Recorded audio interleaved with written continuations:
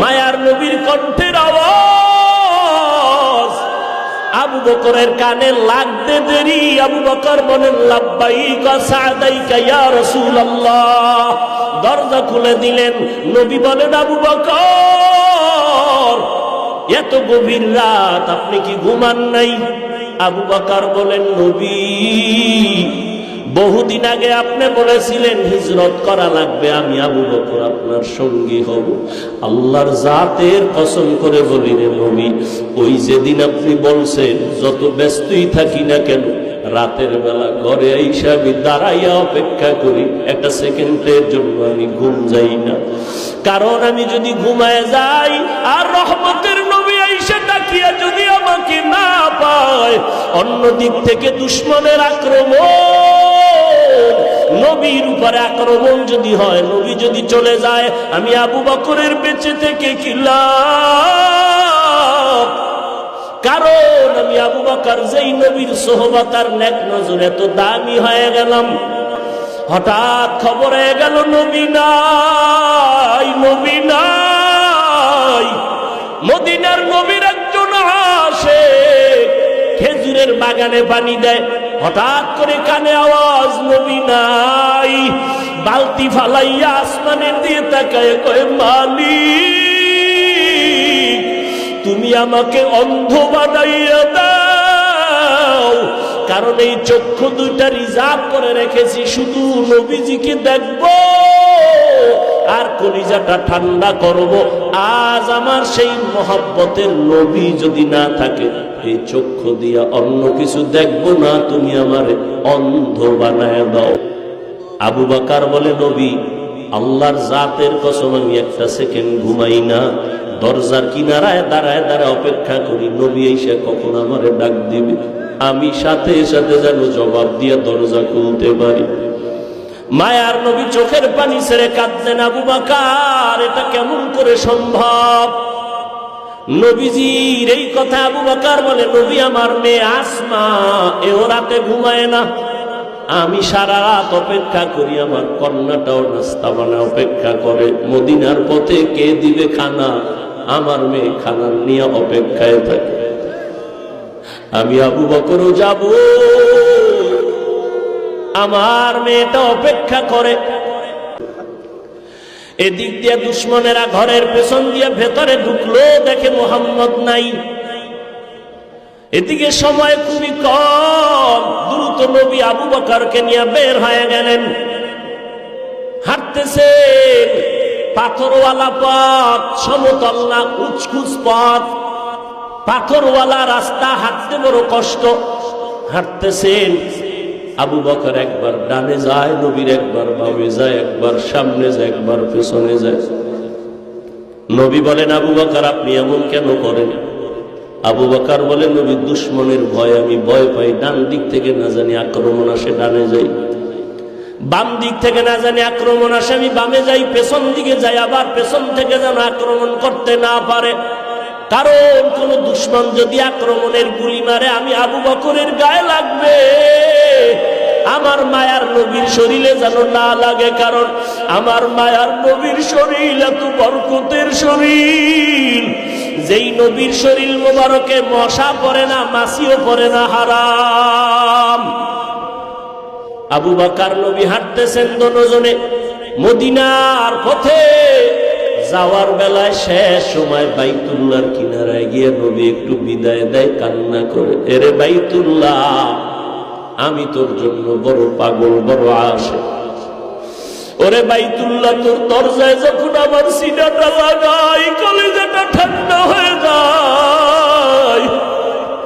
ও বাইতুল্লাহ দুশমনের ভয়ে পারি না, একটু মোহাব্বত করে সেজদা দিয়া নামাজ পড়ব। আমার আল্লাহর ঘর, আমার আল্লাহর ঘরের দিকে ফিরিয়া নামাজ পড়তে পারি না রে বাইতুল্লাহ, আমার দুশমন কলিজাটা ভেঙ্গে যায় রে বাইতুল্লাহ। তোর গায়ে যখন আমি লাব্বাইকের আওয়াজ দিয়ে হাতটা লাগাই কলিজা ঠান্ডা হয়ে যায়।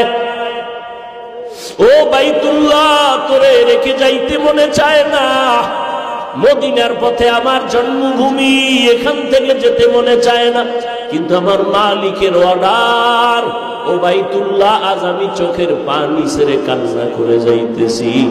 একদিন আমি হাসি মুখে বিজয়ের মালা নিয়ে বাইতুল্লাহ তোমার কিনারায় এসে হাজির হব। মায়ার নবী কান্না করে করে মদিনার পথে রওনা। আল্লাহর নবী আবু বকর সহ দুজন হাঁটতেছেন, অন্ধকার, কোনো আলো নাই। এদিক দিয়ে দুশমন ঘরের মধ্যে না পায় রেডি হয়ে গেল, মদিনার পথে লোক পাঠাও, দেখো ওখানে ধরা যায় কিনা। কিছু দূর যাইতে যাইতে মাত্র 2 থেকে 3 কিলোমিটার বাকি, গুহার মধ্যে ঢুকবেন।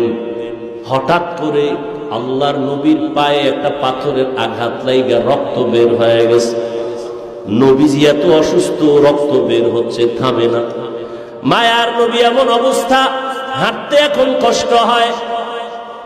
আল্লাহর নবীর এই অবস্থা দেখে আবু বকর চোখের পানি ছেড়ে বলেন, নবী বেয়াদবি মাফ করবেন, আপনি হাঁটতে পারেন না, আমি বসে গেলাম, আপনি আমার কাঁধের উপরে ওঠেন, আমি আপনাকে নিয়ে গুহা পর্যন্ত নেই, সেখানে আশ্রয় নিব।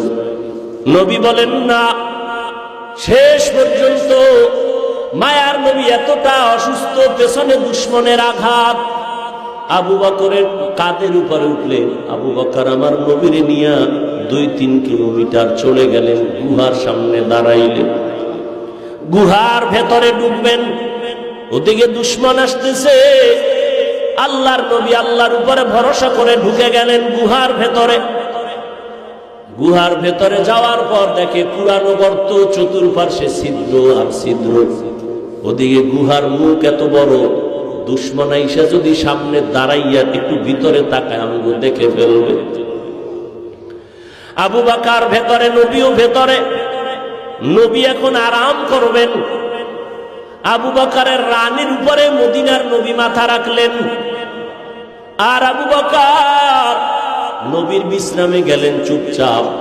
আবু বকর নিজের জামার কাপড় ছিঁড়ে ছিঁড়ে ছিদ্রগুলো আটকাইতেছে, না জানি আবার কোন সাপবিচ্ছু আইসা আমাদের আক্রমণ করে। ওদিকে ভয়, গুহার মুখে দুশমন আইসা দাঁড়াইলে আমগো দেখে ফেলবে।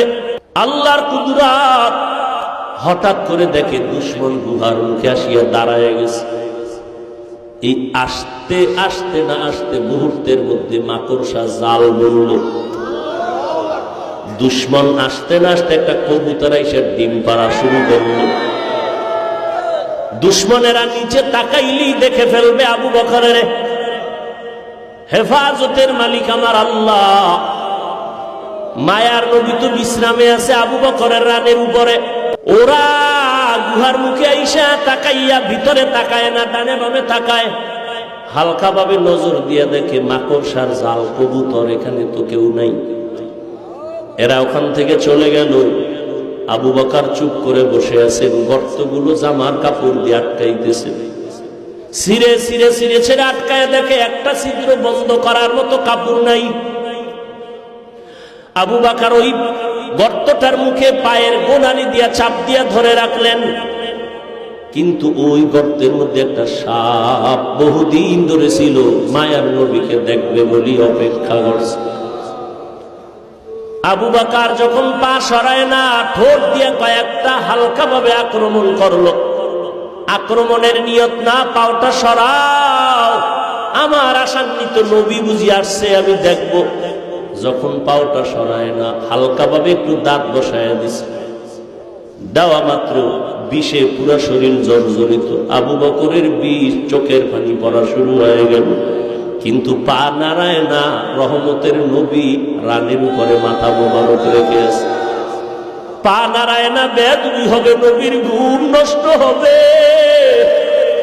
মায়ার নবী বিশ্রামে আছে।